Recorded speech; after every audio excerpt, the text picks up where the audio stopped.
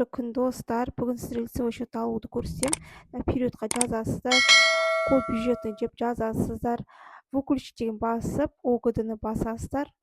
Қандай район? Енді қараңыздар, бұл жерде біз пропискамен алатын болсақ, пенсионка, медстраховка, социальныйды бұл жерде пропискамен код органа прописки жазамыз. А егер де сіздер ИП мен соцналогты алатын болсаңыз, ИП нахождение аласыздар. Мен сіздерге дайындап қойдым, қараңыздар. Мына жерде қарап аласыздар, 904-101 медстраховканы сіздер место жительствомен аласыздар. 901-101 пенсионкамен аласыздар.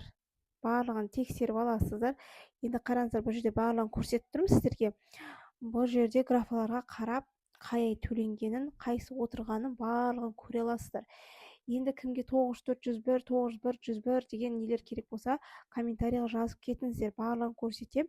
Келесі сабақта бұл графалардың цветтерін барлығын айтатын болам. Енді қараңыздар, бұның екі жолы бар. Егер де осы лицевой счетты сіздер оқи алмасаңыздар, тағы да бір түрін көрсетем сіздерге.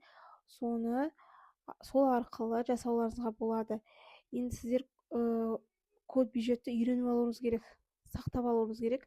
101-202 не екенін, 905-101 не екенін түгелін барлығын оқып, на лицевой счетты оқитындай болу керексіздер.